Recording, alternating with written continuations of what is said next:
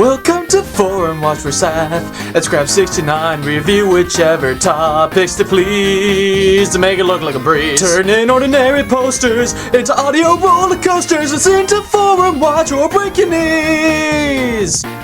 What, do you think this is a joke? Got a baseball bat with your name on it right here. Listen to the fucking podcast, bitch. Welcome to Forum Watch Flashpoint, where this episode will totally be a flashpoint. Please believe me, guys. Please believe me. Anyways, you probably heard a different theme song for the beginning of this episode, and that's because joining me today is my original co-host, also known as The Saf, also known as Saddle Ant Fellatio. Don't you mean the Saddle Ant Fellatio? Oh, that's true, that's true. How's it going, Scraps? Yeah, pretty good, pretty good. Goodness me, it's been over a while year since we Season 1, Episode 7. Sorry? That was the last time we recorded together. Season 1, Episode 7. Oh, yes. Well, the beginning of 201 too, when Yeah. when we discovered the bomb. I don't think people realize that my sample of yes, I actually recorded that new for the episode. It's not like you took that from an old episode. No, that was new footage. Yep, that's right, everyone. That's an exclusive. It's definitely an original. So what happened? How did you get here? I mean, I got blown off to the Gangplank Galleon, then kidnapped by Zeno Bino, and then transported into a different dimension, into the United Soviet Union of Clanker's Cavern with a K. Oh, I get it. It's written down in the document in front of me, so it's easier. The audience is going to have to think a little. Yeah, well, I've kind of mentioned the where I am a few times, and no one seems to have figured it out just yet. So maybe they will this time. Hey, see, here's something I got to admit. I haven't listened to like the first 3, 4, 5 episodes of this season. Sacrilegion. Yeah, I know. I'm a fucking horrible friend to you, to Milo, to Matt, to Sarcasm. I'm just the worst sometimes. No, it's okay. I understand if people couldn't be bothered to listen to the episode to Forum Watch. I mean, it's probably a special interest sort of podcast. So. Yeah, but it's exactly my special interest in life. You know, I have no excuse. I forwent listening to the Forum Watch so I could re-listen to the same conversation episodes half a dozen times. Really? Oh, there yeah. you go. As Matt would say, traitor! Not that you would get that, huh, Saf? I guess not. I guess that's a, what's the word I'm looking for here? What do you call it when it's a thing that was a thing before? A callback? There we go. Innuendo! Thing is, I don't do impressions. You know, I do a little Mike Judge. You might get some Hank Hill or some Butthead out of me someday, but I cannot do an impression of people who have Flanderized Chad's impression of me. It's like how they kept dialing up. They get paid. Yeah, they kind of dialed up the gayness really of my voice. Yeah, they kind of they have, haven't they? I didn't realize it was a thing until the conversation made it a thing. But ever since they made it a thing, we've been making it a thing too. So, well, you know what? I'm just glad that it was Chad who noticed it first, and not Sarcasm. Why Sarcasm? Well, he's been kind of. Oh wow, that was a segue, and I didn't even mean it to be. Holy shit! But who the hell was I talking about? Sarcasm. Yeah, he's been, the neighborhood critic for these kind of podcasts. Not just us. Lord knows we deserve criticism, but, leveling serious criticism against the conversation and some of the wider DK Vine site works. But, I covered this actually in the last episode, which you didn't listen to, you prick! Actually, I did listen to the last episode. I listened to that one. Oh, righto. Yeah, Sarcasm, you know what? I like. I love Sarcasm. I like that he is always. I would call him a DK Vine friend. Yeah. He's in my inner circle. Yeah. He has I love that he's got that alternative perspective, and although I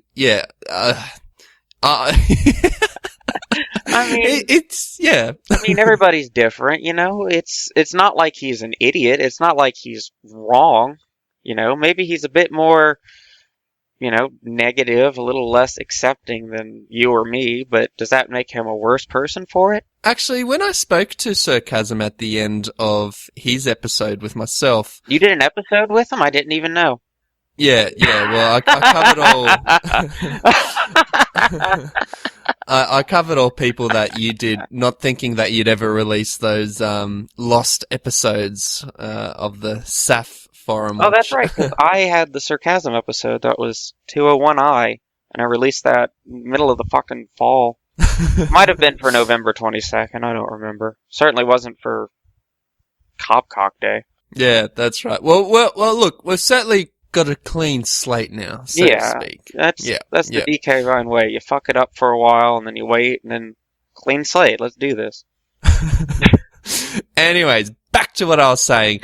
After the recording with Sarcasm, I said to him, look, it's okay to have a contrarian point of view, because just like the Justice Michael Kirby in the Australian High Court, he was always the contrarian view, but he was the biggest human rights activist, and people respected his opinions more as the contrarian than the other 6 justices of the High Court that ultimately made the majority decision. So in reality, Sarcasm might actually be the progressive one. So this Michael Kirby, was he the kind of justice that even when he agreed with the majority opinion, he had to write his own concurring opinion? He's like, I agree, but not for the reasons you idiots stated. Because I love it when justices do that. I love that.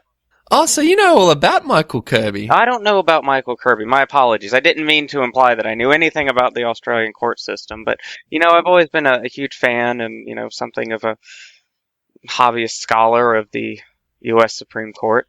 Oh, okay. Yeah, so he's like that, or sometimes he'll have a completely contrarian opinion and say, I don't agree for these reasons. It's interesting with High Court justices. Not that... Oh, I forgot you're in the legal profession. Well, I've got I'm actually technically a solicitor, yeah, but I don't do any of that.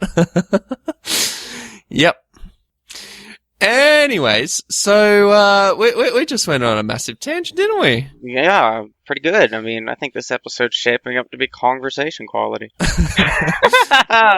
No, it never will be. Never.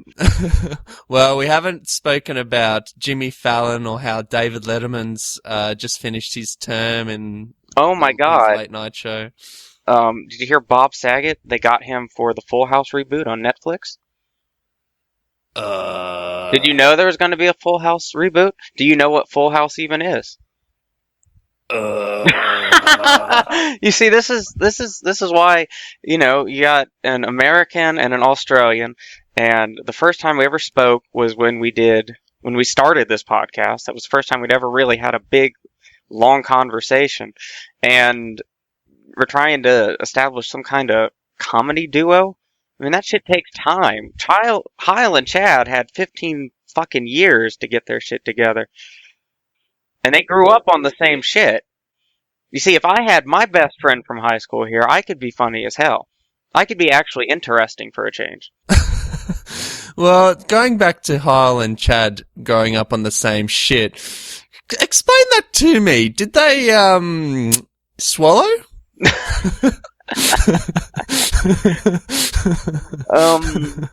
Some sort of innuendo. Anyway, we were talking about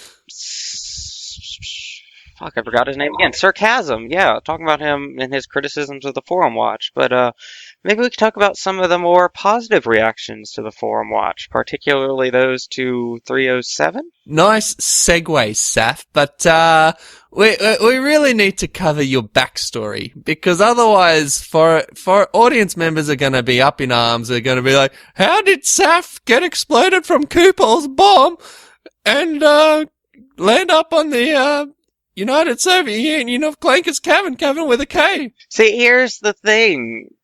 Here's the thing, Scraps. I don't think we can give them some bullshit answer and just sweep this under the rug. Especially because, if you'll remember from my episode 201, I landed in a universe without any metaplot. So therefore, any kind of metaplot that we could fucking come up with to explain this, it just doesn't jive with the reality of the universe I was in. I mean, we gotta commit to the bit, Scraps. We gotta commit to it. We gotta one day do an episode that explains how I got from there to here. Perhaps in the meantime, I maybe right now I'm not Saf, the co-host of the show. I'm the Saf from the forums, guest hosting with the main host, Scraps. Well, that really complicates things, doesn't it? Maybe I'll do an episode in Project Spark that explains it. How about we get some mimes on the microphone and they can act it out? Mm-hmm. All right. Here they go. 3, 2, 1.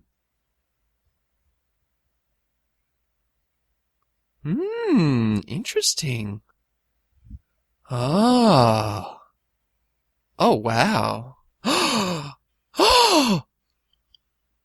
Oh, no, he did not. Oh, he did what? In whose hole? Oh. What is this, a Panic at the Disco video?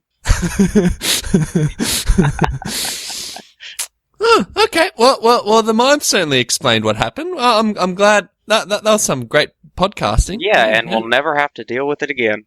Okay. Well, there you go. All right. So I'll have you know, I was actually miming over here. Because I do have some vague pantomime training, so I was committing to the bit. Even if it doesn't come through to the audience, I was committing on my end. Okay. Well, I'm glad you were committing to the program.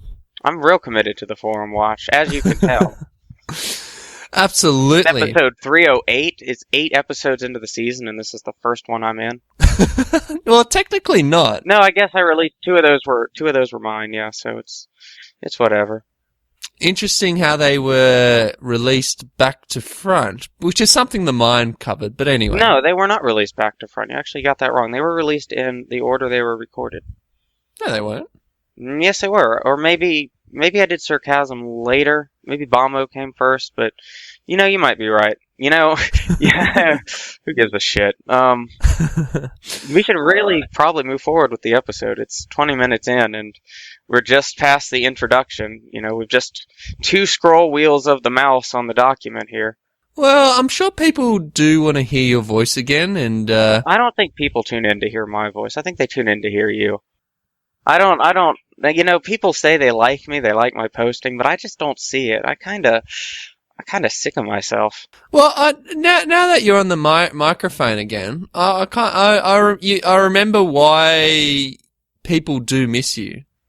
Oh, thanks, Scraps. That means a lot.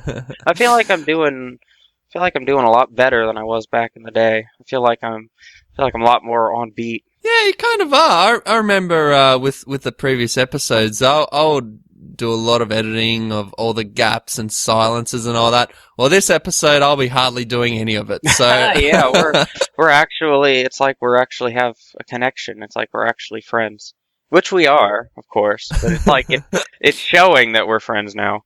There's actual benefits.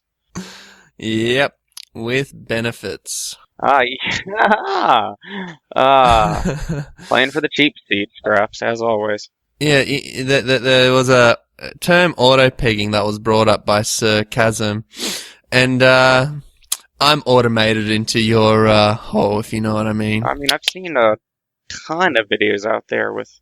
I don't know, is it auto-pegging when it's a woman? I'm confused. No.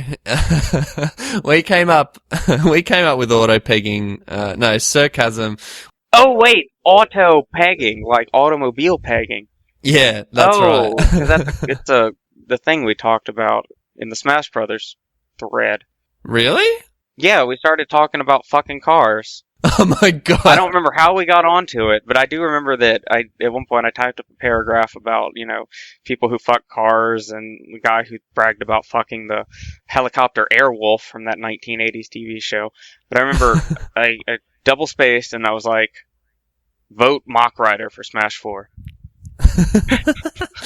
So in a way, that last episode was actually a callback to your comment in the Brawl thread coverage Well, thing. see, if you had encyclopedic knowledge of all the threads that were made over the past months, maybe you'd be a better host of the Forum Watch.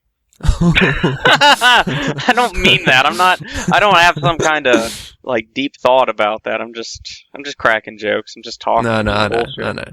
So anyways, let's cover the Forum Watch thread. What did the audience members think? So members seem to enjoy the Scraps, Milo, Matt trio. I enjoy the Scraps, Milo, Matt trio. I think it's perfect. I think it's maybe not as good as you and I are doing right now, but it's better than we were doing back then. Yeah, so Phoenix and Rourke, they missed the me and you sort of dynamic. So here it is. Phoenix missed me. I don't think I've ever heard from Phoenix any kind of confirmation that he enjoys my presence. But Rourke and I are we're BFFs, so you're tight. Yeah, we're real tight. It's me, it's Rourke, and it's me and Reggie. Those are my DK Vine BFFs, and you. Oh. You're a strong number 3, Scraps. Strong number 69. Strong number 1488. Wait, I gotta get it. Yeah. 1488. Nope, don't get it. Anyways. Okay, it's neo-Nazis. They have a slogan, and it's 14 words, and I don't remember it because I'm not a neo-Nazi. Yeah. Sorry to disappoint you, but that's the 14. Well, why don't we look it up? No, okay, look it up. Look up the 14 words. And not Woodrow Wilson's 14 points. That was different. That's unrelated. Here we go. I found it. Okay. So the 14 words is a phrase used predominantly by white nationalists. The slogan is, "We must secure the existence of our people and a future for white children." I believe there's a secondary one. It's probably... There is one. Mm-hmm. Yep. And because the beauty of the white Aryan woman must not perish from the earth. And the 88 is for HH, or Heil Hitler. Oh, right. 88. Let that join the canon of funny numbers for you, alongside 69, 420. Oh, yep. Getting stoned. Yep, I know that one. Those are the only 3 funny numbers I can think of. I used to... There's some other ones. 71, which is a 69, but with 2 fingers in the ass. There we go. There's a lesson for you, audience members. I have to remember that. 71 and 1488. Absolutely. Today's episode is brought to you by the number 1488. Actually, it's actually brought to you by Colin's colonoscopy, okay? Just remember that, guys. Just ignore what Saf just said, okay? Oh, I'm sorry. I don't want to offend our advertisers. Yeah, you might recall they advertised in the middle of the Barmo DK Spartacus episode, but not many people focused on the ad. But anyways, I didn't listen to yours. I did one. Funnily enough, I didn't listen to yours either. We should listen to those at some point, and we should do a debate over who did the better episode. And we should do that with sarcasm. Yeah, let's not. Why? Anyways, so Rourke, he, on the Forum Watch thread, he came up with an amazing Top Gear picture with myself, Matt, and Milo, and it's given me a fantastic new idea, which I've created a new segment, and that'll be covered at the very end of the show. I think you guys are gonna love it, especially if you like Top Gear. Oh, I'm excited. I haven't scrolled down that far to even see what it is. No, of course you haven't. But you have made a comment about it in the Google Doc, so surely. Well, you can't break the reality of the show, Scrap. We're allowed to reveal that we have a Google Doc, but we can't... We can lie about what's in the Google Doc. Absolutely. We don't got to be honest with them. Not like we post this thing to the forum or anything. No, that's right. Now, the final thing that is Listed on that Google document. The final bullet point you wrote down here. in the Forum Watch thread. Oh yeah, this is a good one. Is the comment made by G-Man Sir and DKBK362 that realized... G-Man, sir? Oh, is it G-Mancer? However you pronounced it, it's just wrong. I just wanted to fucking fuck with you. I'm sorry. I'll be good. I'll be quiet. All right. So they both realized that the Forum Watch image with Crystal's massive breasts with the Forum Watch logo on it, they thought it was a book. But then they realized it was massive breasts. I believe at the 11th hour, MF Wolf made a similar comment. He was like, I can't believe it wasn't a book. I fucking thought it was a book. That's right. Yeah, so he made a comment as well, but I didn't write that down in the Google Doc. So anyways. We'll get to him later. Yeah. So the story... Foreshadowing. You see how bad I am at impressions? That was terrible. I can't do it. I can't do my own catchphrase. Chad took that from me before I even knew it was a catchphrase of mine. He identified it and then he killed it. Yep. He transformed it into some beautiful, hulking undead abomination. All right. So the story behind it. Oh, that was a good segue that you didn't capitalize on. Because I was talking about the guy and the... You could have done better, Scraps. See, it's what I'm getting back to. You're such a bad host of this show. I'm back for 20 minutes and I'm just fucking ass. Jesus Christ. Oh, good. All right. So the story behind it is Chad was asking the staffers to get around to making a Forum Watch icon image. And eventually it got down to Joe. And Joe was pretty uninspired, and for a week he probably wasn't going to do it. But then he got a sudden moment of inspiration, and he apparently just quickly threw up the picture. It's clearly inspired from when he was in that podcast with Heil. I think when Chad had to leave for a few weeks. When he made that... It might have been the E3 2014 episode with Nintendo. That's right. Actually, yeah, you're probably right. That's right. So he made a comment, and I've got a recording of this in episode 202. I listened to that when I make random calls when I try and make a call to the conversation, and one of those comments comes up with Joe saying that it's the moment where Crystal comes out of a pool naked and her breasts have the expression on the left breast, this is, and on the right, DKU. So yeah, that's essentially where it comes from. That's the story of the image. That was one of his funniest lines in the episode, but he had a bunch of good ones. Oh yeah. Joe's a funny lad. I think the best line from that E3 2014 episode is when Chad and Heil set up the aristocrats joke. Yeah. And then Chad's like, kind of peters out, and then Joe's like, and Miyamoto's like, what do you call this act? Mario Party 10. And Heil just fucking dies. He just fucking busted over laughing. As did I. I don't usually laugh at things. I kind of smirk, maybe a giggle, but that got a belly laugh out of me. Bravo, Joe. Bravo. I hope he comes back for some more episodes. It's been a little while. Yeah, he does. Well, they'll have to all come back for my segment at the end of the show, so we'll get to that at the very end. So that's quite a bit of news, like for me to reveal that, about the pool. But there's also some brief news from this week. Terrible segue. Briefer than this introduction. How long have we been recording? Like fucking 25 minutes. 25 minutes. We're not even to any threads. We're not. At least we've been tangentially discussing the forum. I think we've been doing a good job. We haven't been discussing late night television. Well, actually, I was watching the Graham Norton show last night, and it starred Hugh Laurie, No, it had Graham Norton as the host, if anyone watches the United Kingdom edition of the late night show. And it had Hugh Laurie, it had George Clooney, it had the chick from Tomorrowland, it also had Snoop Dogg. Holy shit. I believe, is he Snoop Lion, or did he go back on that?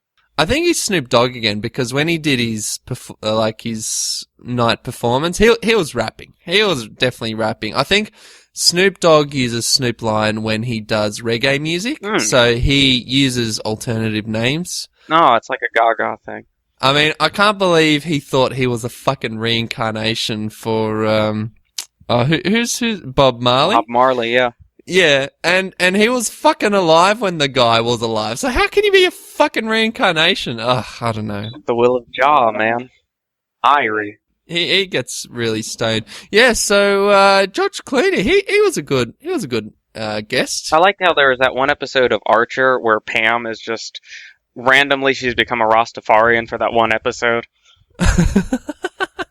Is that the main chick with the miniskirt, or is that one of the other the bigger lass? That's the bigger lass. That's the right. big fat Wisconsinite from the dairy farm. Yeah, right. Because I watched that show to look at all the sexy outfits that the chick is wearing, you know? Yeah. She's always stripping down to her underwear. And I like to think that one day I'll be a super spy and I'll get to shag a whole lot of chicks. But actually I'll probably get tortured and my dick chopped off like in Game of Thrones. Spoilers for anyone who hasn't seen it. The spy who pegged me. Yep. Yeah. Oh, come on, that was good. That deserved a pity laugh, Scraps. Come on. Thank you. No, it was good. It was decent. It's, maybe not the best I've done this episode, but it deserved at least your pity. I think I need more alcohol. That's all it really comes down to. Yeah. I wish I had some alcohol. Normally I have a cider in my hand, but didn't turn out. I'm prepared for the episode. I don't have any energy drinks. You remember that one episode we did in season 1 where I accidentally drank like 3 energy drinks and I started going wild? Did you? Actually, I do kind of remember something, and you started screaming about shit. There was the fucking Mega Man spiritual successor.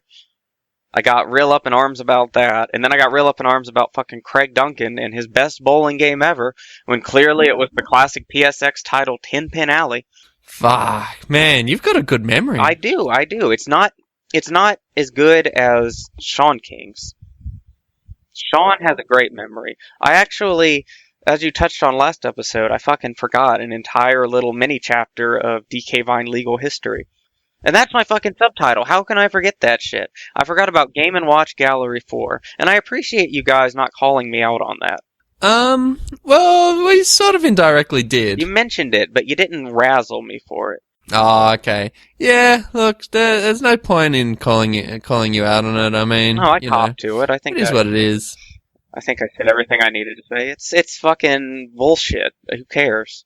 I care, but who would bloody bother to remember bloody game? What was it? Game and Watch Gallery number 4. Yeah. Versus what was the one you came up with? I thought it was Wario Land 4, which had happened a year earlier. Yeah. Who the fuck would remember that? I wouldn't remember it. I was right in spirit as far as discussing the Waluigi rules history, but no, it was not an accurate history because I didn't do my research. I actually looked up all the fucking Waluigi titles. I looked up Fire Emblem and Kirby and the Amazing Whatever.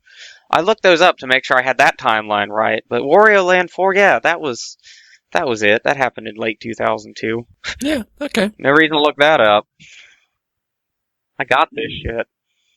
Alright, well, look, if you make another error in the future and someone calls you out on it, we'll definitely rip into you, alright? Good, I expect... That's a Forum Watch promise. I expect to get pegged by the Forum Watch every time I make a mistake. Great. All right. That's how we like to do things, at least. So this is how we do it. Please edit that out. Please don't put that in. Well, as far as I'm concerned, I'm going to be including every single little fuck up we have. So that's fine. That's how you do it on the Forum Watch. Well, that's how the conversation does it, and that's how we need to do it. I don't think they really fuck up. No, they don't. They probably. Well, they hardly say or all that, whereas I spout that shit out all the time. Heil takes a lot of pauses, especially when he's under pressure. It's Oh, and you know why he's under pressure? 'Cause I'm between his legs, baby. He's about to come. oh, okay. I was like pressure, anus, but between his legs. I thank you for walking me through that. I wasn't going to get there on my own. Innuendo! No, that's not really an innuendo. I can't do impressions. The only other impression I do that's not Mike Judge is there's an episode of The Golden Girls where Rose's blind sister comes and she fucking begs her to come live with her, and she's like, I can't even do it, but I've seen that episode so many times because I just watched The Golden Girls on endless repeat in my life, and that episode just pisses me off so much that I just cut it. I was just able to cut right into it with a perfect impression, but it was so perfect that I can't do it again. Oh my goodness! It's just lost to the ages. Well, what was I proud of doing? Oh, South Park, Cartman. Hey, you get your bitch ass kitchen in the pie. No, I can't even remember what Cartman says. You can't really. It's impressions are hard. We're not Chads. No, we're not. All right. Well, that's definitely old news that we're not Chads. But the new news is Playtonic's Kickstarter. They're currently at £1,733,000. £1,733,071 with 18 days to go. What's that in real money? It's generally times that by 1.5 and you get 3 million. That sounds about right. Yeah.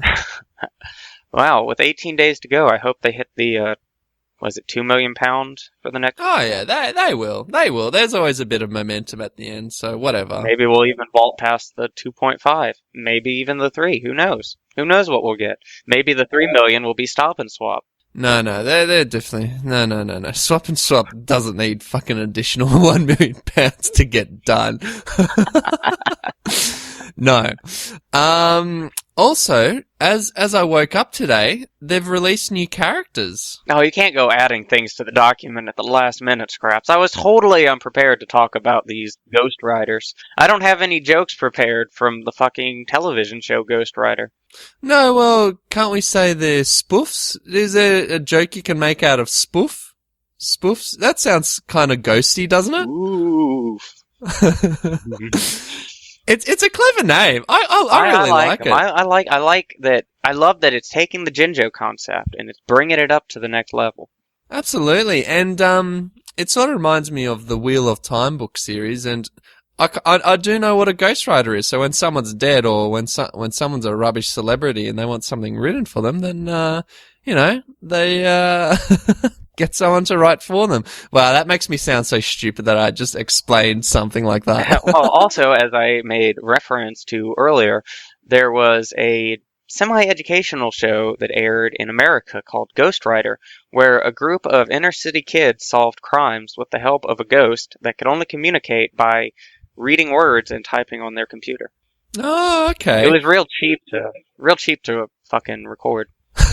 So that's kind of like Transformers, the Bumblebee, but he only communicates through radio sounds? Exactly. Yeah. And who didn't love that? Yeah. So, I don't know. I wonder if we could make our own. You're the best! No, I don't know. You went for the impression. I went for the reference. Oh, okay. Well, there you go.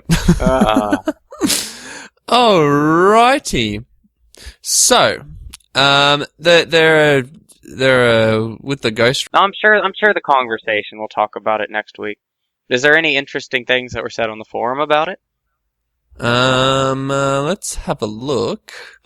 Oh yeah, Chad reckons that a stealthy sneak mechanic could be cool. Right. There's a big argument over stealth mechanics. I believe Master DS is on the other side of that, as is somebody else. Who is it? Yeah, he says, please no stealth. But here's the thing though, is, I quoted this near the end, where Ukulele's creative lead, Gavin Price, says that the Ghost Riders haunting the book worlds will add a fun twist to collecting. There are a variety of different types hidden in every world, each with their own unique requirement for being caught. So that means perhaps only one of them needs to have a stealth element, and that's probably the ghost one.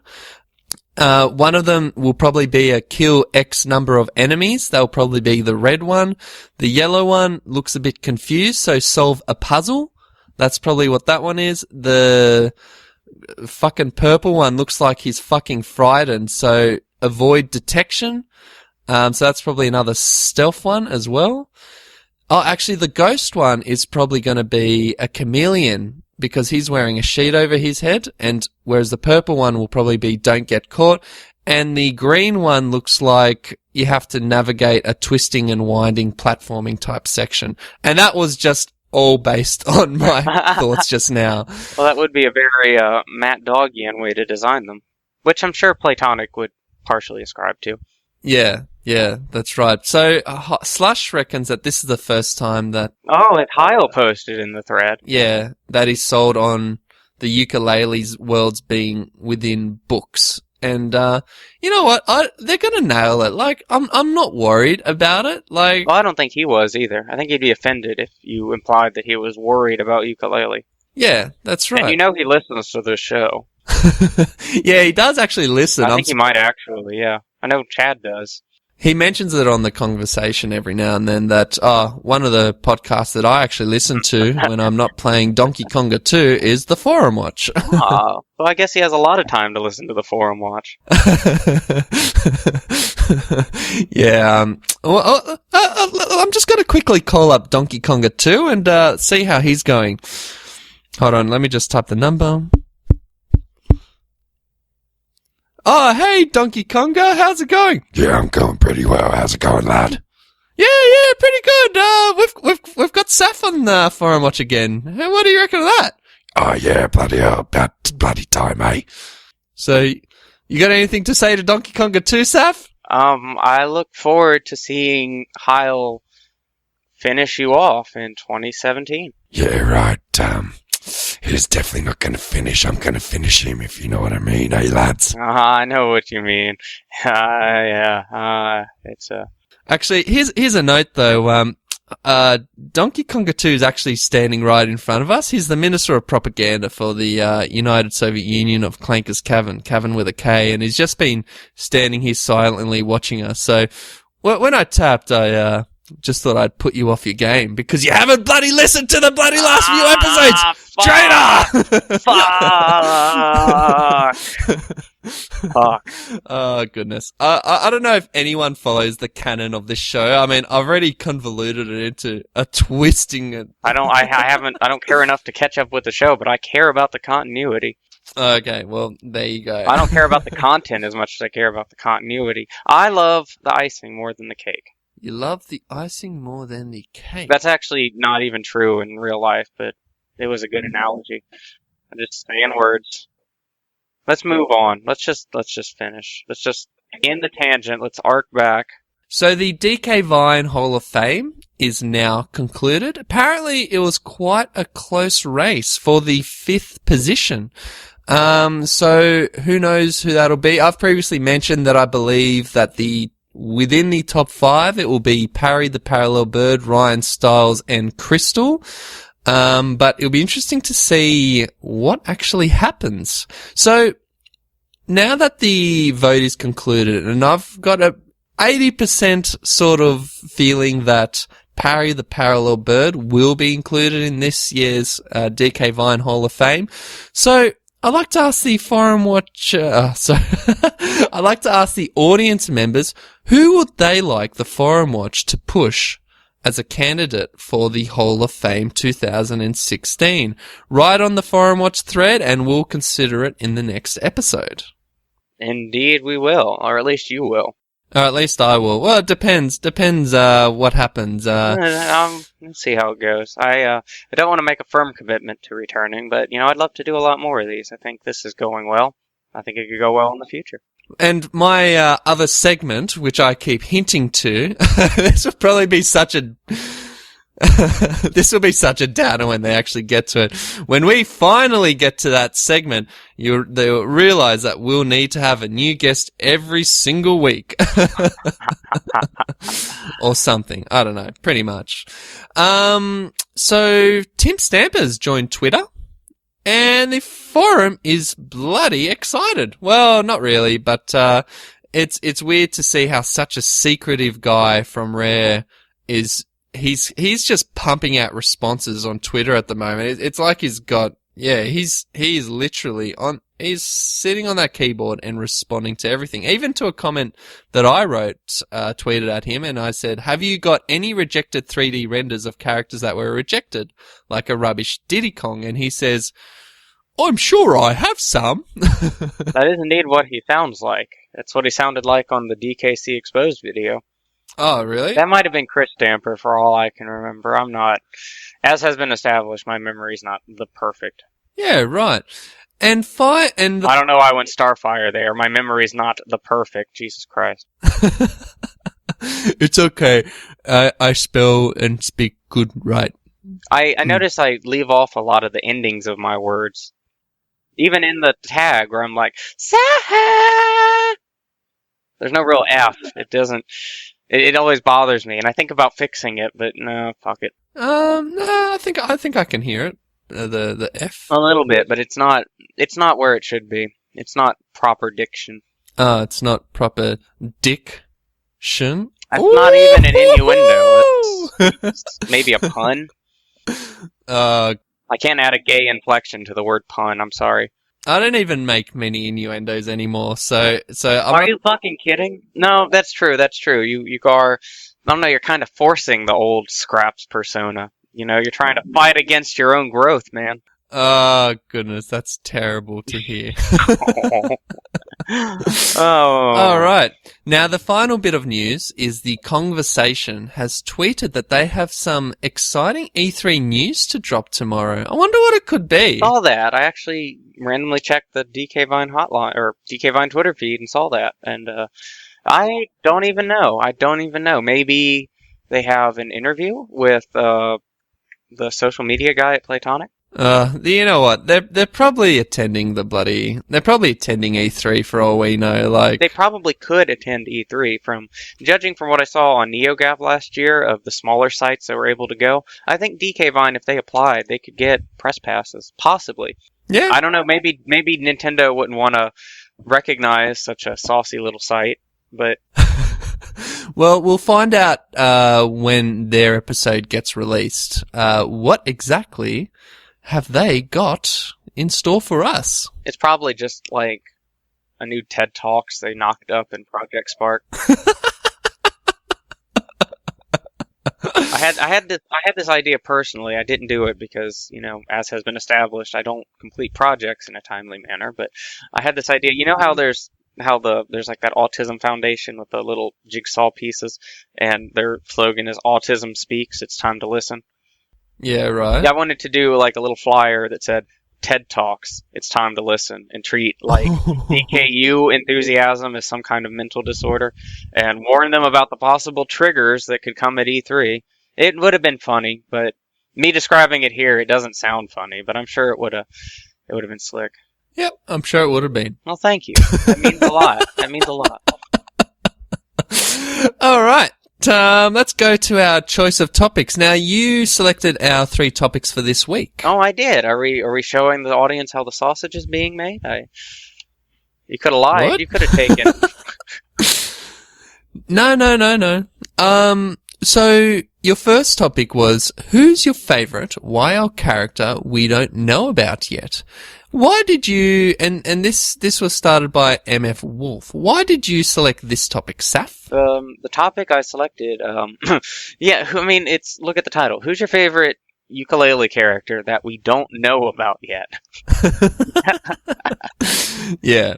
And MF Wolf, I mean, MF Wolf, he starts it, and he goes, I don't know yet, because they haven't told me, but maybe it's a squid, or a bull. Edit. Sorry, I've had one too many. It seemed like an appropriate question when I wrote it. Y'all can delete this thread if you want. Yow. Y'all can delete. Absolutely. Actually, MF Wolf will be joining me in the next Forum Watch episode. Yeah. If things work out. Am I invited? Sorry? Am I invited? I don't know. Are you inviting yourself? I'll ask MF Wolf. I mean, I don't know how he feels about me. I've said nice things about him. In fact, Scraps, this is something I wanted to get on you about. I did watch last week's episode, and as far as I remember, unless I turned the episode off early, which is possible, you didn't do Member of the Week. Yeah, doesn't need to be done anymore. What? What do you? How could you get rid? That's the heart of the show. That's the heart of the show. You can't get rid of that. You can't get rid of Member of the Week. Are you kidding me? I don't see anyone else complaining about it. Oh, I guess that's true. Whatever.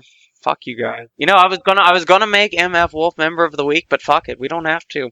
We don't have to make him feel special or wanted. We don't have to welcome him to the community by reaching out to him in this manner. Fuck it. Fuck it. MF Wolf, fuck you, man. No, look, if there's going to be a Member of the Week, it'll definitely be MF Wolf. He's definitely one of our most enthusiastic new members. He joined on 6 April 2015, and he's already accumulated 300 posts with an average of 6 posts per day, which is very crazy. He's got the Banjo washing machine avatar, which is a joke made by Rare, and I think it was used in Grunty's Industries at one stage anyway. It was. It was the only thing that could ride the elevators. To ride the fucking elevators. I need to play that game because I've completely forgotten about the damn elevators. And you've probably forgotten 3/4 of Grunty Industries. I've forgot pretty much everything about Banjo-Tooie, to be honest. So I'll have to replay it. I'm currently replaying DK64. Joining the rest of the herd. Yeah, well, you know, I was inspired by, you know, it being put onto VC and Chad and Hyle having a good, you know, banter about it on the conversation recently. That was a great fucking episode. That was a great two-parter. Two-parter, yeah. That were great episodes, and I always say each episode, every couple of weeks, I'm like, this is the best episode. You've topped yourself. So I know it sounds a little insincere, but that was genuinely the best spotlight kind of evergreen episode they've ever done. Yeah, see, we joked about them talking about Jimmy Fallon in the last episode, but I have to give it to them. They didn't even speak about him once. No, I noticed in episode 2, in the second episode of it, there was like 15 minutes of serious DK64 conversation, and then something sparked, and they just went into doing Bill Clinton impressions.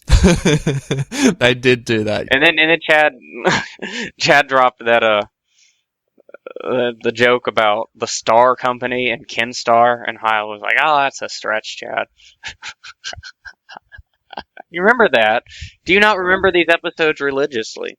Have you not listened to that? Like, no, I only listened to them once because I'm fully busy, man. I'm on the ball, man. I've got shit to do. You just put it in your ears while you're doing something. You got other podcasts to listen to?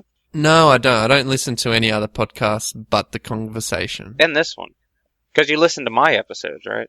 Yeah. I listened to that one. Yeah, I listened to those ones as well, but I had to stop during your one with DK Spartacus / Barmo because you guys started talking about bloody Barma and destroying the Taliban. I'm like, yep. Just like the cat entering the room with people having sex with it, I'm just quickly leaving. Yeah, I was not a very firm-handed interviewer in that episode.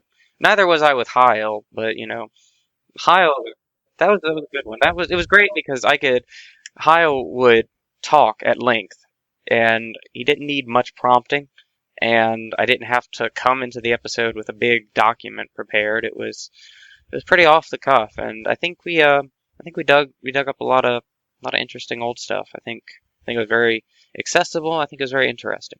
I think it was pretty good pod all around. You could probably do like a 10-part series with Heil, to be honest, covering different stages of the DK Vine history. Like, and people would listen to that. So I'd love to get Jeff on the show. I'd love to get Sean. I don't think Sean would do the show, even though he used to host the fucking. He's like one of the ones who started podcasting on DK Vine. Yes, the Pod DK Cast. Yeah, but I wouldn't call it that. I'd call it the Roundtable Pod DK Cast to separate it from the currently running show that the staff does. Well, I wouldn't say it's currently running, but yeah, I get your meaning. What do you think will come out first? That episode of the Pod DK Cast, or that episode of the Vine audio program, or Heil finishing Donkey Konga 2? Or Let's Play with each other? Or is that just gone now? Pod DK Cast will definitely come out, but probably not with the latest episode. They'll probably reboot the whole thing. Ah, that's an interesting idea. I hope they do that. It'd be cool if they did it weekly as like a conversation wrap-up show. No, because what the Pod DK Cast really is, it's about topics. So they'll cover specific topics, so like fish or something like that. And the essence of it is also to have little mini games within it, so like little arguments, and also overproduction. And that's essentially, and I feel that is what defines the current era of the Pod DK Cast. You wouldn't want to see a reboot that reboots the central premise of the show. You just want to see the show back. It'll be a reboot, but it will be a like Donkey Kong Country Returns. Yeah, it'll be the same thing. It'll be the same thing, but who knows what they're gonna do? I'm sure they're probably talking about it. They're probably talking about it. Probably not. Who knows? We'll see. Yeah. Jesus.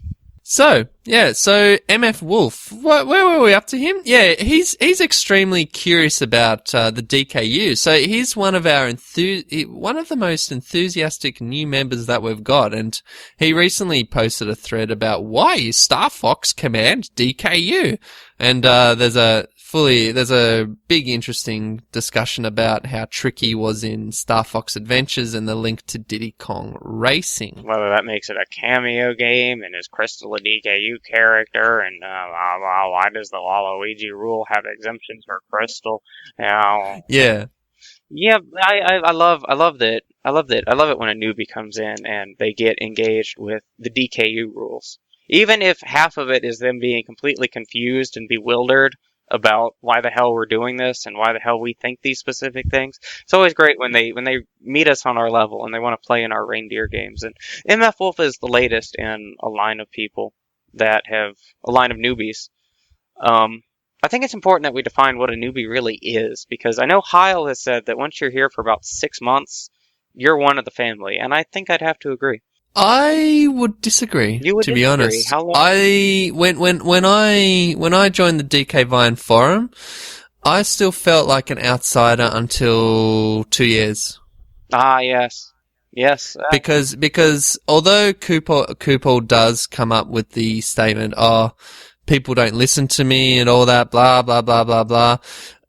People take time to recognize who someone is and what they stand for in the DK Vine forum. I mean, it probably doesn't help that MF Wolf has used an avatar that has been previously probably been used by a different forum member. Maybe. I'm not sure. Has it? I think it has. I feel like it's vacuum. Yeah, that's right. So, probably people who are really old school see MF Wolf and think, wait, isn't that... Just like there's another forum member who's recently joined that's using Yusuf's red crockhead avatar, and he's like, I've been a long time listener of the conversation, and I've been a long lurker of the forum, and then some other forum member posts, well, if you've been such a long time lurker, then you'd know not to use that fucking avatar. Welcome to the forums, you son of a yeah. That was his first and last post. He's never coming back. That's sad. There was somebody who registered, their name was Snowmad Tuck. I was like, that's a cool name. So I fucking PM'd him. I was like, that's a cool name. I can't wait till they get you a neon avatar. But He left, and I don't think he's been back. Oh, yeah. Well, there you go. I mean, So many of them get away, and then you got people like, Jordan Freeman and Plain It Cool and ZX Clon who stick around. And I consider all of them part of the family. I imagine it's probably 10% of people that visit the DK Vine forum, create an account, probably stick around for at least 6 months. Probably. Or maybe 5%. I don't know what the traffic is like, to be honest. Maybe they're all Mexicans and don't understand the language. There are some, people who haven't posted in years, but their last, login is from a couple years ago. So there's people there. I think there's a steady lurker contingent, which is usually true. I mean, like you said about, 10%, whatever.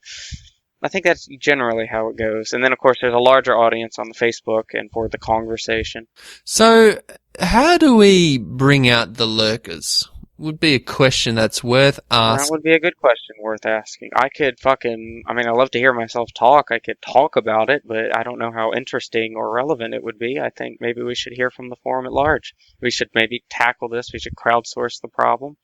See what the brain trust has to say. After this episode, I'll trust that you create a new thread asking how to deal with the lurker contingent. Okay. So literally, we're talking about a future thread. We're talking about a future thread that doesn't yet exist. It's Forum Watch to the future. Yeah, that's right. So I don't think we've done that before, but now we have. Woo! All right. So anyways, back to the topic that MF Wolf started. We'll call him Member of the Week. Congratulations. But the other thing I wanted to say about MF Wolf is that he has a great sense of humor. He meshes well with us. I remember one of his first DKU-related threads was, "I'm a new member, and I take issue with your long-time obsession." Or something like that. It was like, this guy gets it. He gets it. I love this guy. And that was when I knew that MF Wolf would be a cool DK Viner. Maybe one day he'll be in my inner circle. Who knows? Maybe we'll hit it off next week. Maybe he won't even invite me next week. Maybe he'll PM me and be like, "No, let him down gently." He'll probably be a staffer, seeing how Spuzwick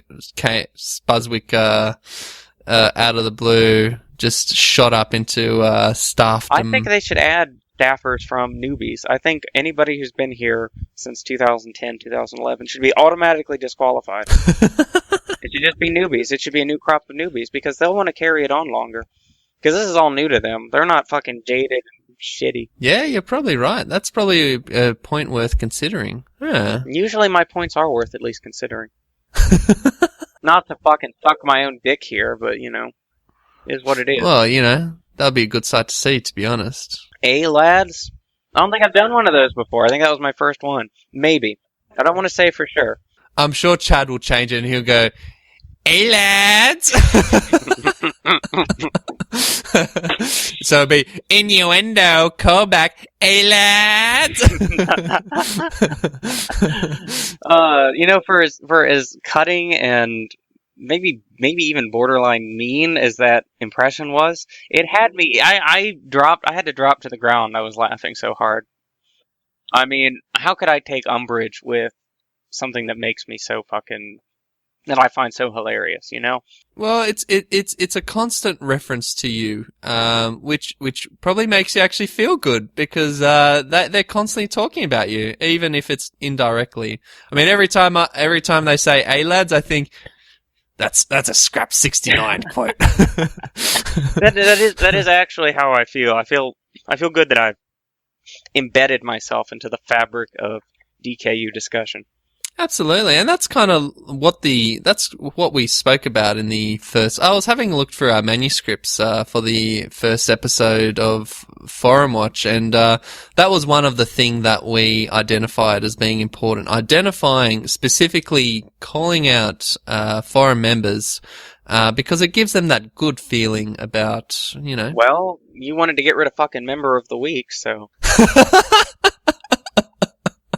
Maybe I should bring it back. Yeah. I don't know. I mean, there's no question here. If I have to fucking come in after you and record a segment myself, But in noting that, definitely that just extends the forum watch length, and that just means that all episodes will definitely be pretty much flashpoints by way of minimal editing. So I think that's the way to go. yeah, that's the way to go. Yeah. Because I actually did do a bit of everyone loved 307, but I actually did spend a good bit of time editing that, just because a 3-way podcast is actually quite difficult, because there's syncing issues and all that. It's whereas a 2-person podcast, you can just synchronize it, get rid of all the additional noises, and then it's out. It's done. So yeah. Yeah, I spent way too many hours on the Heil episode, and then the Bomo episode. You were correct. The episode that I was working on, Audacity it corrupted somehow, so I had to go back to the source, and I couldn't actually fucking find my original file, so I had to actually rip it from YouTube, from that bootleg version. Yeah, I ripped it from that, and I had to redo it, and yeah, I guess I left fucking silence in it. I'm sorry, guys. I thought I caught it all. Mostly I was trying to... I did tell you that you needed to get that episode out, and the best way to do it. You were cracking the whip. Yeah, so to speak. Are we in, what's that movie called with all those, Quentin Tarantino and kills all those, it's the African American based film with slaves and all that, and there's a lot of killing? The Color Purple? No! Come on! You sound almost offended. You racist piece of shit, Saf. No, it would be Big Red Lips, isn't it? Something like that. So, it's Django Unchained. Django Unchained. I thought that was the little animated lizard. Was that Rango? That was Rango. Yeah, that's Rango. I was confusing it with Rango, and then also Black Snake Moan. Yeah, what? Black Snake Moan sounds familiar. Yeah, Samuel L. Jackson, he has the white... That's right. I don't know anything about the movie beyond that, but that's the other thing I thought Django Unchained might be. I don't know how I made that. I guess chains. What? Why did we just make that reference? I completely Fuck forgot. I know, dude. Alright. Well, fucking hell. I can't even believe I just forgot why I came up with the reference. We were just Dark Lads. spiraling out to say Dark Lads. No, Dark Lads has been stricken from the canon, as is the word of God, Chad McKenna. Yeah, he didn't seem too impressed with the term Dark Lads in the last conversation episode. I tell you what, I can't look at Pit and Dark Pit and Smash Brothers without thinking of them as Lad and Dark Lad. Dark Lads. This game's winner is Lad. All right. Anyways, so... Is there any chance, before we go on to the next thread, that you might let me go take a piss? Yeah, I'll bring up our sponsor. Do you want to have a good time and see if you're a dirty boy or if you're clean? Cullen's Colonoscopy Medical Practice. We care for you deeply.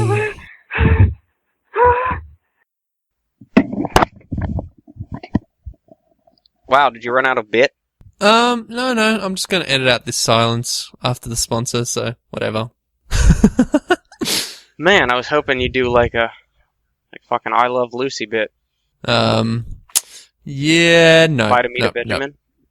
Yeah. You get the reference? You get the callback to the 1950s American TV show? Nope. I know, Mr. Ed, though. Ah, I love Mr. Ed. I love what a fucking dork, what was his name? Wilbur? Yeah. Fucking Wilbur, man. He reminds me of, he has the same role as Willie from Alf. Of course you know Alf. You're familiar with Alf. Yeah, of course I am. Do you remember a couple years ago, right before I got banned in like 2012, I posted a thread in Completely Relevant called Alfcock.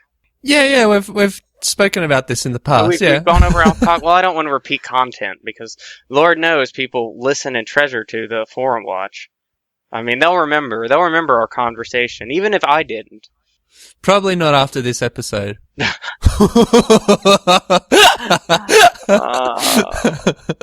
That's terrible. Anyways. Fucker scraps. You know what? I'm having fun. I'm having a lot of fun. We've been at this for like an hour now, and I am just chilling. So let's talk about our next thread. No. We're still on fucking the one MF Wolf put up. We're still on that thread has like 8 replies? Like, how are we still talking about this? Yeah. No. But we've got to mention the recent responses. Nick V, he responds that he reckons that there'll be a Yeti. So this is his prediction. And Ultimentality is looking for a grunty. Well, he says he dislikes Grunty because she kills Ginger. Actually, you know what? You're right. Let's move topics.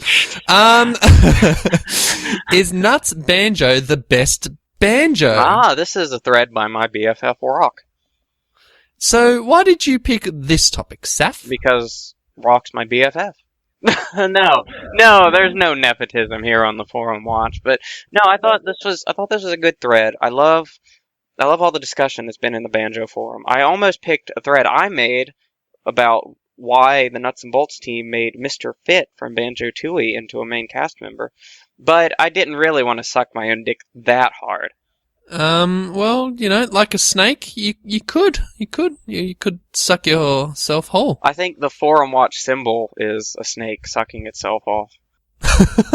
I can already imagine Raw because he's like, yep, I've got something to draw now, something to Photoshop now, and he's got a. I love that I bumped the bear rape topic with Nuts and Bolts, and I was like, bear rape? Well, the Banjo team certainly didn't give enthusiastic consent, and Rock apparently dug through his folder of Nuts and Bolts images and found a picture of Banjo leering from the inside of some sort of grunge punk rape machine.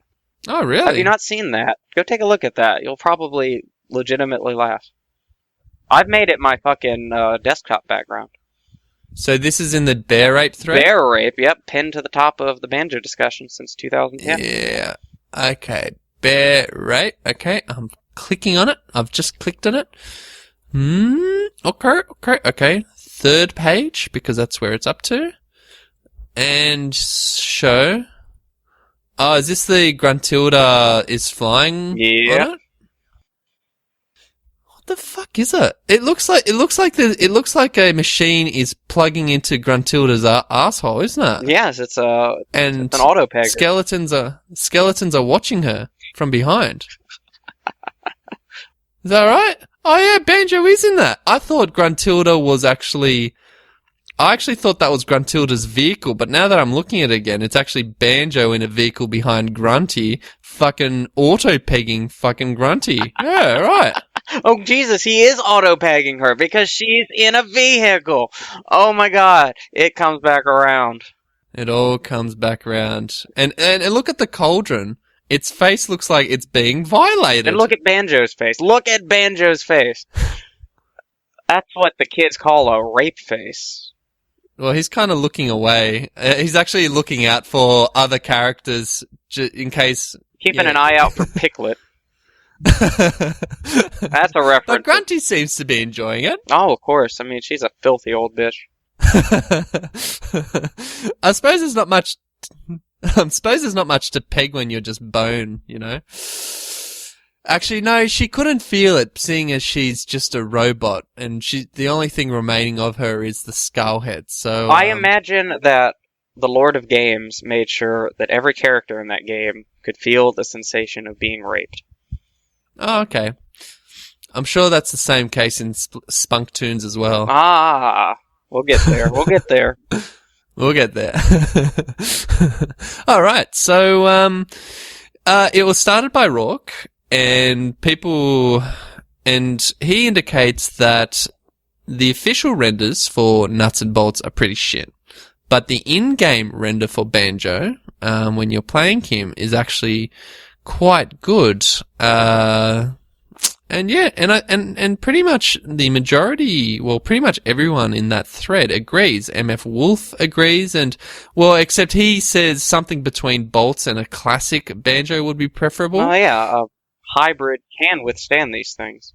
Yep, hybrid. Jeeves sort of says he doesn't like the gap between the eyes. Well, I don't like the gap between my arse and my penis, but it's there, you know.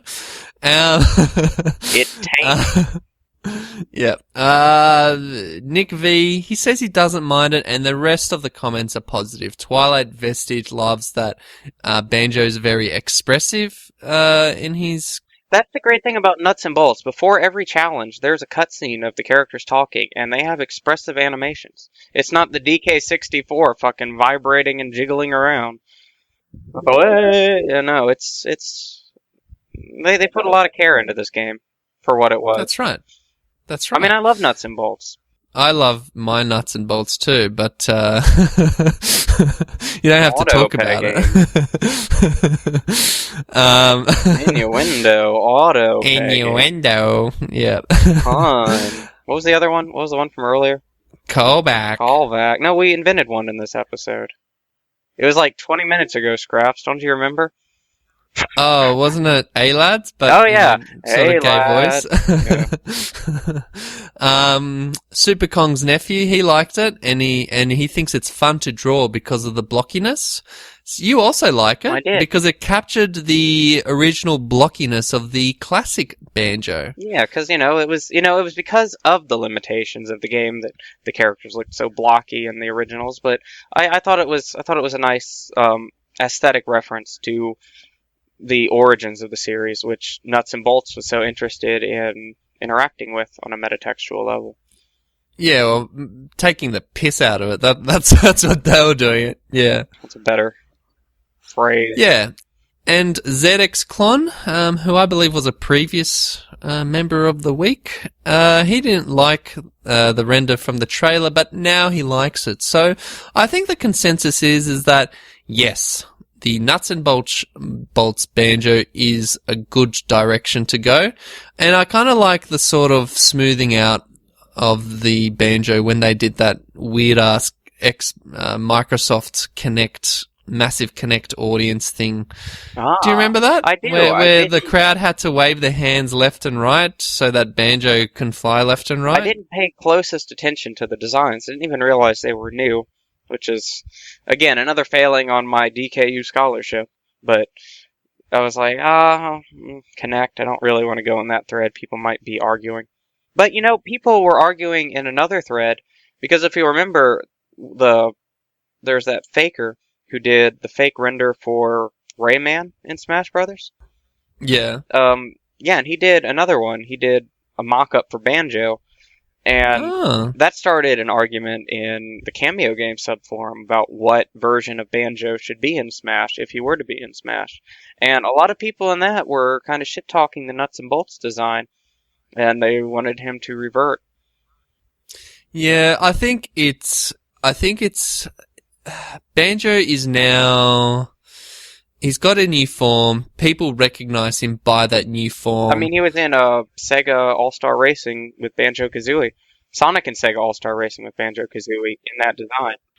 And I don't think reverting to the original design will do the series any favors. See, here's what I'm worried about. I'm worried that people are hoping that the next Banjo game will toss Nuts and Bolts completely out of continuity. Just completely ignore it. Not even comment on it.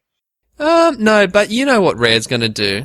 If they went straight back to Banjo's platforming roots, they're gonna talk about how shit Nuts and Bolts was. Like, that's just typical Rare humor. They're gonna say, Nuts and Bolts, wish we forgot about that one.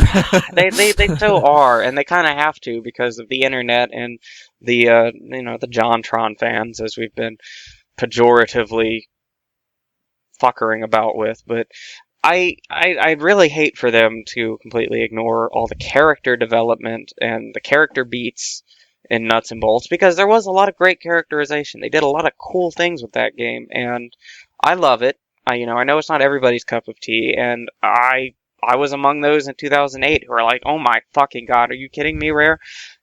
So, I can understand why people aren't down with nuts and bolts, but I am, and I really hope Rare would be too.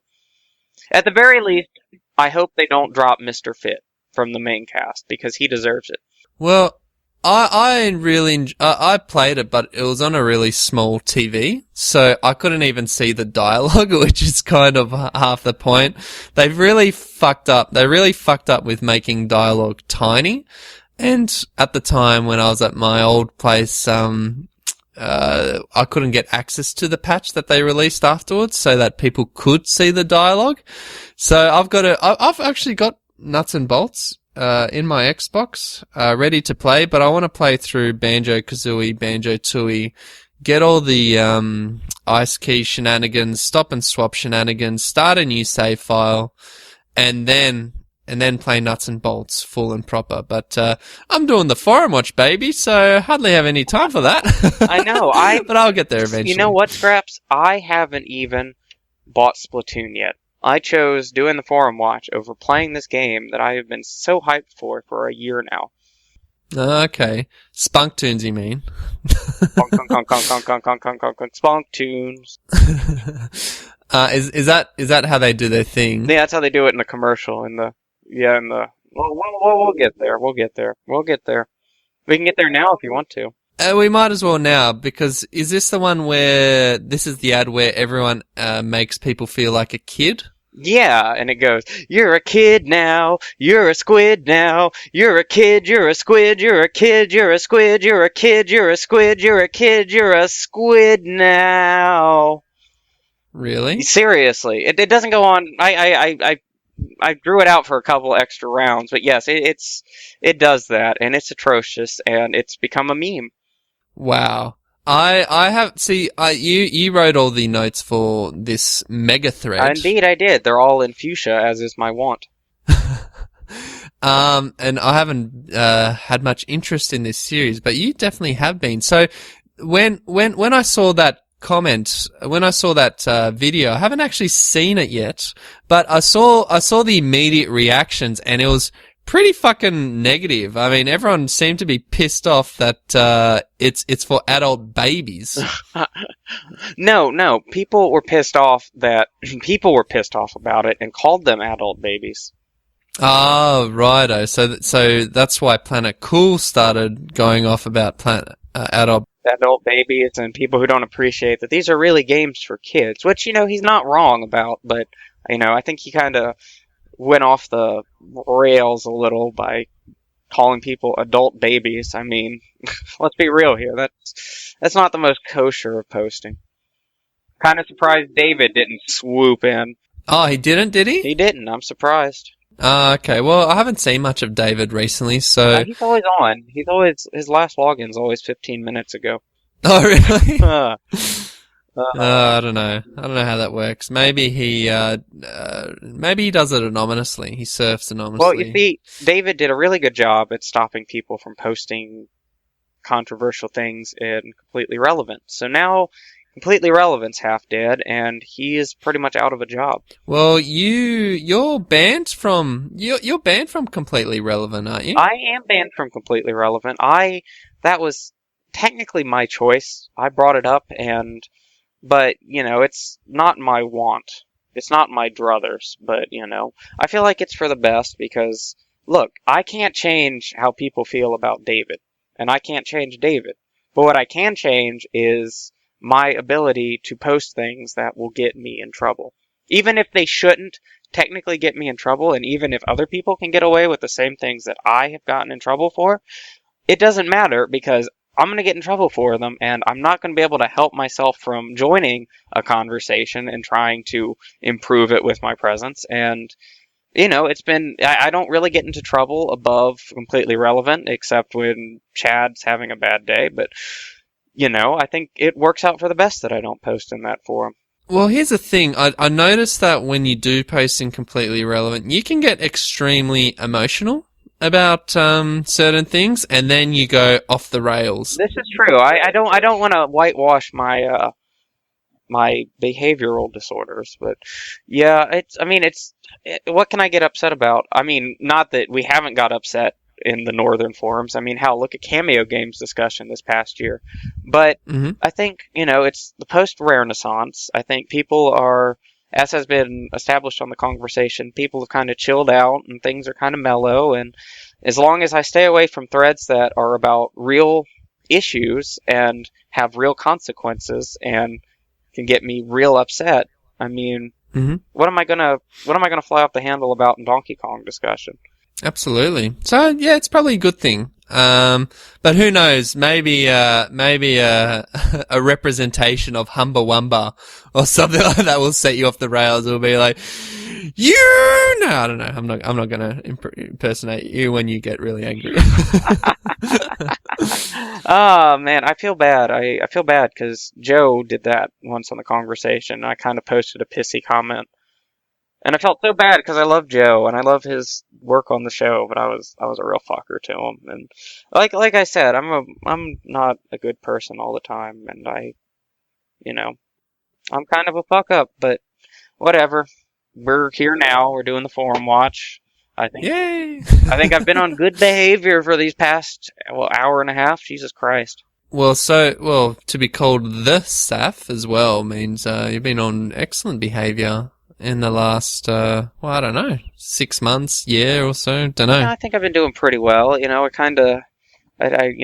run into a little bit. The past couple months, I've been trying to tone down my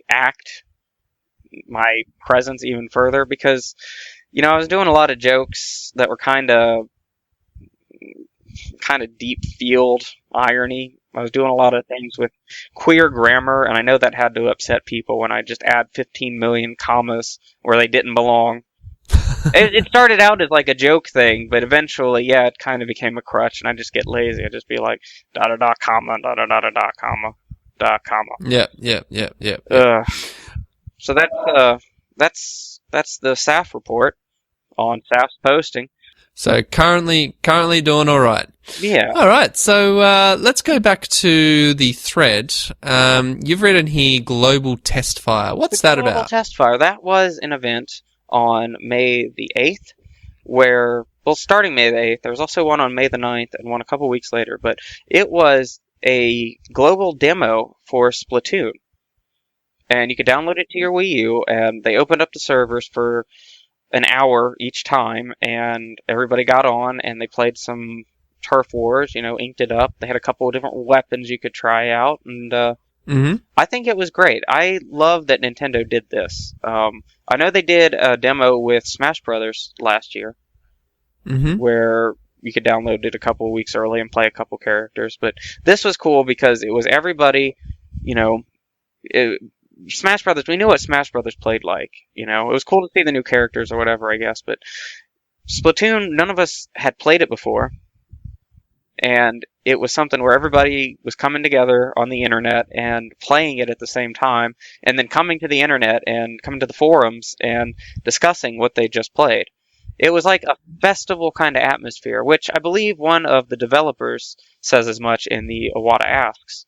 But I loved it. It made me feel more connected with the video game community, and it tickles my dick to see people so impressed with the game. I'm sure it tickles the squid's dicks as well. That's why they're constantly inking. Oh, man.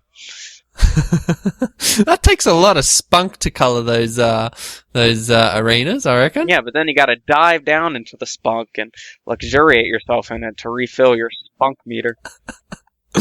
Oh my god, I can see so much awesome Rule 39. Wait, is it Rule 39? 34. Rule 39 is a different rule, but there was Rule 34 of Splatoon, I think literally before the Nintendo Digital event ended last year. Maybe not, because it was at the end of the episode, but I know I saw some within the hour of that game being announced. Yep. And then there's the problem, because there's a huge problem with Splatoon fan art, where you can't quite tell a lot of the times if the artist was masturbating to it. Yeah. Because there's nothing, overtly lewd or sexualized about it, but it is like a little girl, and she's covered in ink, and she's reacting to this ink that's been splooged on her, and it's like, yeah, I don't know. I don't know. I just really hope that the FBI never questions it if they find my images folder, because I have a lot of Splatoon fan art. Oh, right. Because I just went into images on Google search with Rule 34 Splatoon, and there's one image of the Splatoon girl sitting there on sitting on her ass while a squid fillets her, pretty much. So, yeah, there's a whole bunch of... It's great. You get there's a lot of pornographic angles with Splatoon. You got the bestiality angle, you got the bukkake, you got the little girls, and you got the tentacle rape. I mean, it's fucking ridiculous. I wonder if Nintendo did that intentionally. Probably not, no. but that would have been smart. If they had intentionally made this game to have interest for the hardcore porn community. I remember reading in Iwata Asks about the Wii U and Miiverse that they found when they brought Miiverse to America and they were testing it out that people in America apparently love drawing dicks, which is something they never encountered in Japan. So it's great because they talk about how they spent 2 weeks looking at pictures of real dicks to try to build this software to prevent dick pictures. And they're like, after a couple weeks, we realized we really should have been looking at drawings of dicks. But not only did they spend weeks of getting paid at their job to look at dicks, but they wasted a couple weeks of getting paid at their job looking at dicks. Yep. Sorry, sarcasm. I know that's not about the forum, and you're sitting there like, oh, when are they gonna get back to the fucking fireworks factory? No, I think he's probably enjoying the episode. I fucking hope he does. If he doesn't enjoy this episode, there's no pleasing the man. Well, he might not like enjoy it thoroughly because I'm not going to edit it thoroughly. I'm sure he'll have criticism, and you know what? I'm interested in hearing his criticism. I'm interested in hearing what he thinks we could do better, because I really value sarcasm as a person, as a friend, as a poster. All right, Dong Jungle. Dong Jungle. What about Dong Jungle? Oh, Dong Jungle was arguing with Planet Cool about the commercial we were discussing earlier. He was arguing on Planet Cool's side against my BFF Reggie. Yeah. Hey, is there really a rumor about Donkey Kong in the single player mode? There was a rumor about Donkey Kong appearing in the single player mode of Splatoon. I believe Twilight Vestige posted it. It was just a link to TV tropes, and listed among the tropes for Splatoon was Donkey Kong makes an appearance, among other Nintendo characters. And everybody was like, oh, they were freaking out. They're like, oh, what does this mean? Is this going to be a cameo game? Is this going to be a spin-off game? What? The Waluigi rule? But I went in and I PM'd the guy who wrote the TV Tropes page, and he pointed me to a Reddit thread. And the Reddit thread was a guy who went into a 4chan thread. If you're still following me, I know I'm 3 threads deep now. And we're talking about the DK Vine thread. But in this 4chan thread, there was a leaker who had a review copy, had it a couple weeks early, and was just being a dick and spoiling the game and posting all these images. And I didn't read much of it, but I did read through for the Donkey Kong parts. And what had happened was, okay, on 4chan, you can have a username, but in order to prove your identity, there's what they call a trip code. Yeah, right. Right, where it's like a cryptographic hash, whatever. The spoiler dude didn't use a trip code until somebody came in and impersonated him, spoofed his username. And the person who spoofed his username was like, oh yeah, there's a lot of Nintendo cameos in the single player, including a certain primate with a peculiar visage. Yeah. A certain primate, Scraps, with a peculiar visage. Now, who is that talking about? Wait, spectacles? Cranky Kong? No. Visage, that's face. A peculiar face. Maybe you'd even say... Oh, Lanky Kong! Yeah, it was the Lanky Kong meme. But the person on Reddit who was looking through this 4chan thread and linking to single posts and typing up a summary of them was like... He linked to that post and wrote, apparently Donkey Kong's in the game, among other characters. Oh. Yes, and people read the Reddit thread, and they didn't read through to the 4chan thread where the guy came in and specifically denounced that post and the contents of it, and then started using a trip code. He didn't do his due journalistic diligence. He just linked to it on Reddit, and people read the Reddit thread and ran with it. So yeah, there's probably people out there who still think that Donkey Kong's going to show up in the single player. Well, I thought it was until you just. No, it's not happening. I'm sorry to spoil this for anybody, but no, there's no Donkey Kong. There's no Nintendo characters. Don't get your hopes up. Okay. I was hoping to, have a bit of yellow and white paint all over Lanky Kong, but alas. It would be cool if Lanky Kong showed up and he was just breakdancing on the streets of Squidopolis.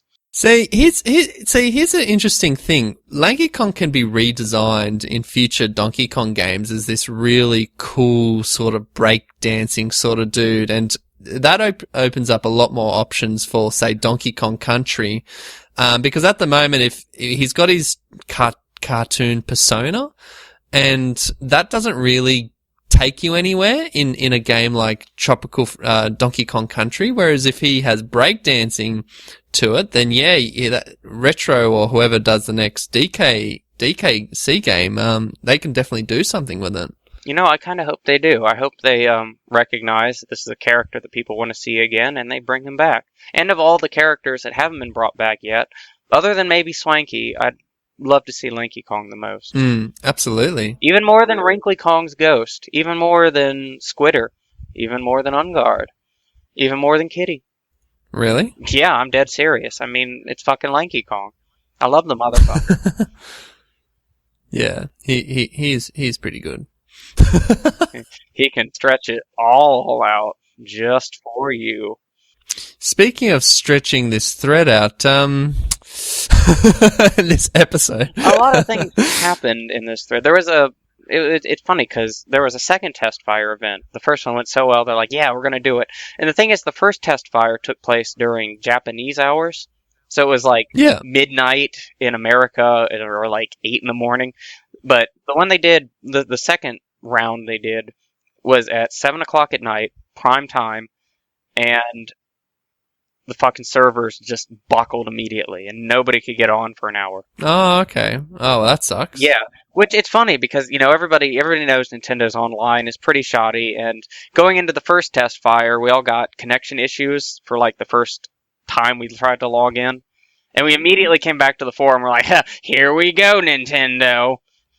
And then we got in, and we're like, oh, okay. And it works well when it works well? It works well enough. I've had a couple issues where I've inked the ground and the ink didn't register. That happened once or twice, but the online worked pretty well, except for that 1 hour at 7 o'clock. They actually extended the test for another hour, and for some reason from the 8 o'clock hour, the second hour they did, it just worked perfectly. It's like they flipped a magic switch or something. Oh, okay. You know what that makes me think of when you mention that?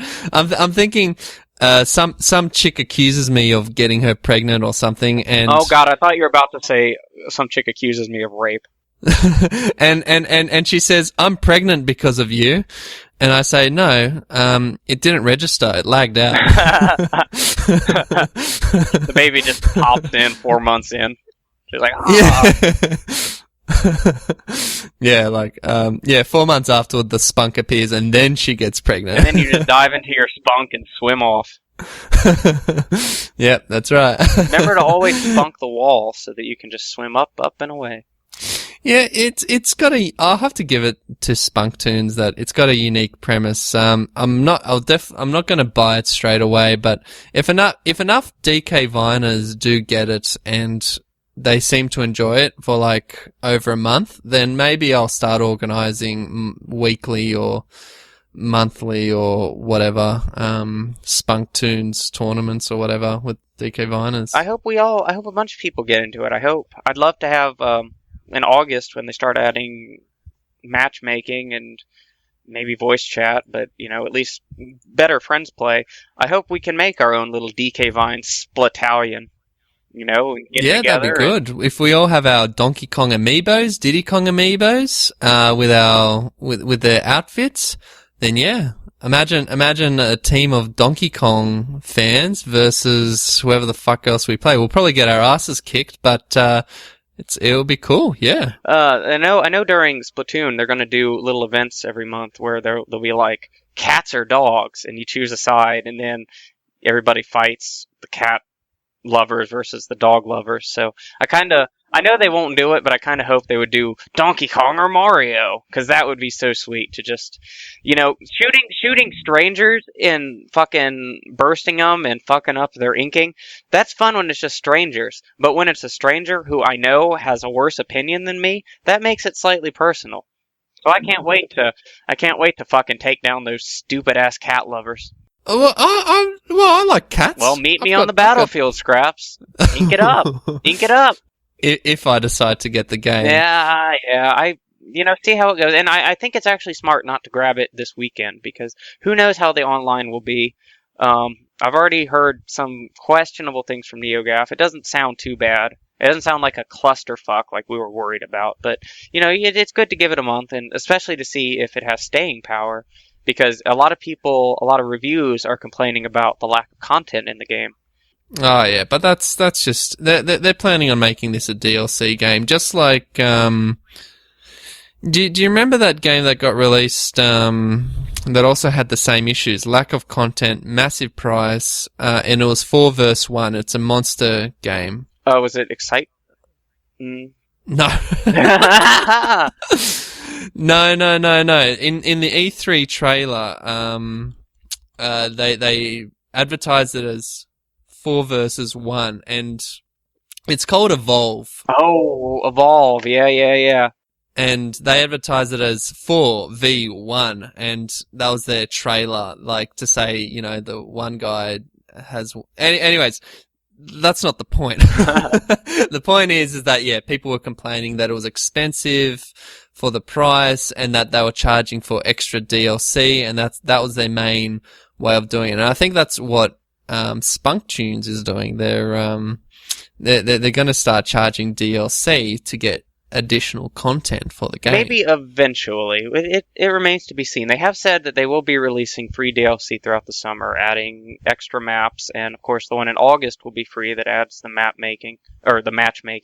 Well, I think Spunk Tunes has sold quite well. Is that right? It's a massive hit. I believe it's sold out in Japan. I believe I saw that on my Facebook. I probably won't be able to find a copy tonight. I'm probably going to be Splatoonless throughout the weekend, because I chose to fucking do the forum watch. Well, Mario Kart, Mario Kart's sold massive, and it's got DLC. Smash Brothers sold massive, it's got DLC. This appears to have sold massive in Japan, and that's what all Nintendo looks at.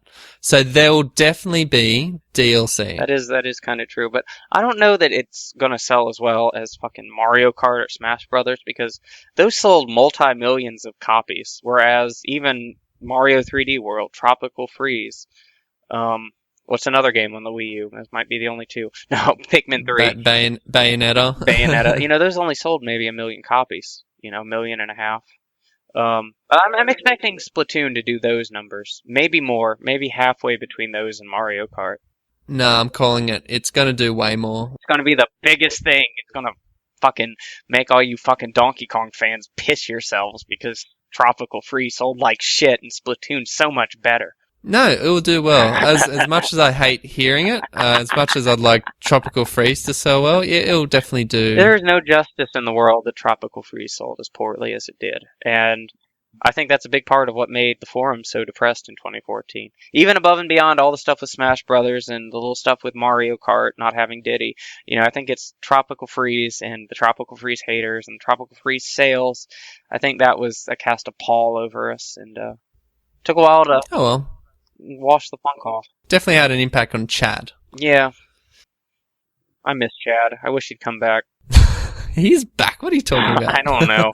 I'm just saying words. I thought I might have a premise or a joke, but I don't. It's all good.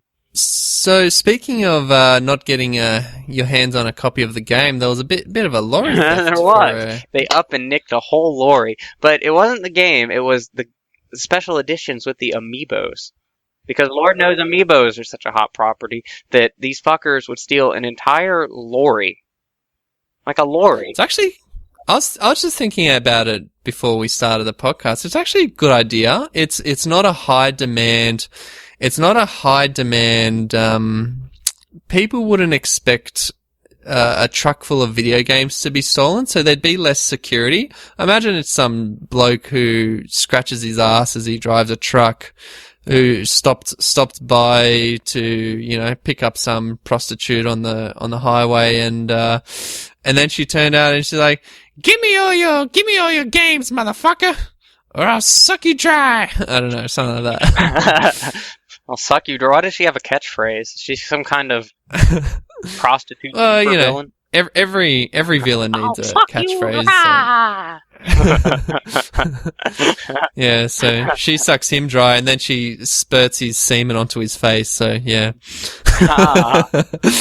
splurts his semen down the street and inks off. Yeah. That's such a bizarre image in my head. I'm just seeing her spitting onto the ground, jumping in, then jumping out, then just before she hits the pavement, spitting a bit more, and then just keep doing that. So, psh, psh, psh, psh. You can do that in Splatoon, actually. You can jump as a squid, turn back into a human, shoot the ink, turn back into a squid to dive and jump, and just keep repeating it. Yeah, it's some advanced tacticry there. So this lass with spunk in her mouth after sucking off the truck driver. She's apparently spent many hours playing Splatoon. Maybe she had a review copy. That would narrow down the list of miscreant. 4chan anonymous leaks. Absolutely. All right. Fantastic. We got through that big-ass thread. We got through all the threads we were doing this week. We're almost there, guys. We're almost done with the episode. Just hang on another maybe like 10, 15 minutes, whatever. We'll get out of your hair. Let's go into our new segment.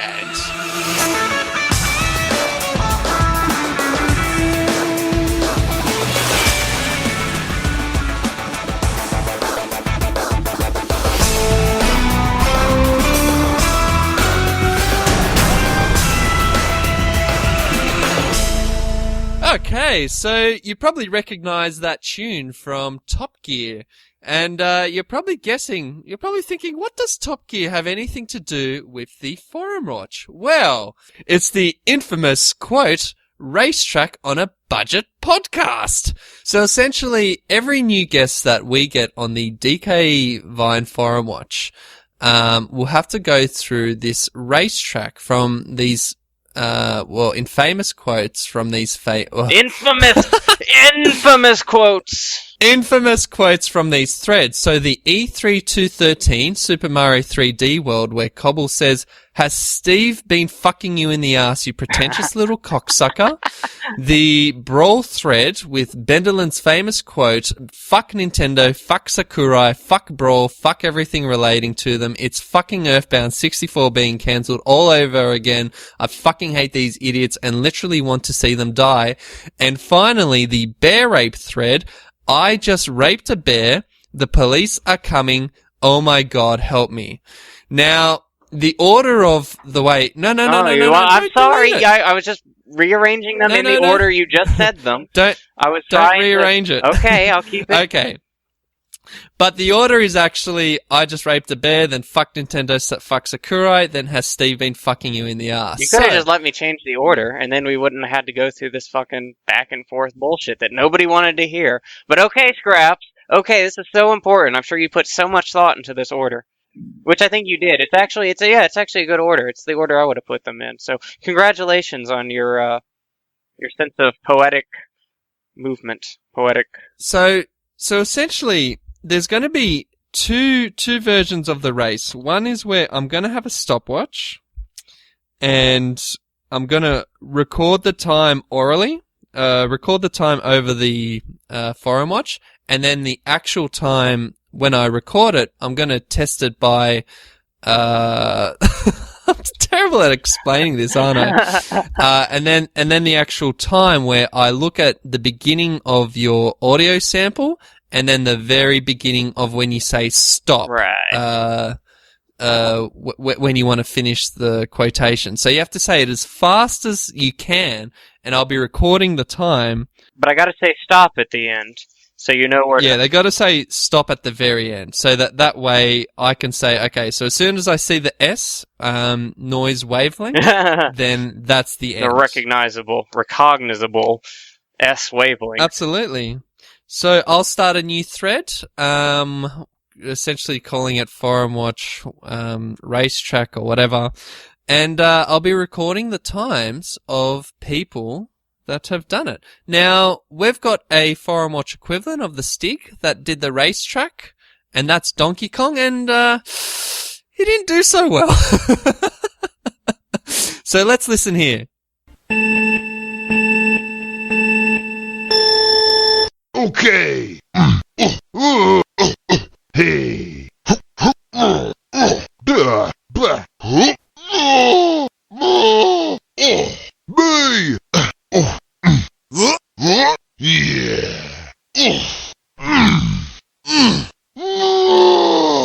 Yeah, so I did not finish result. That's pretty disappointing.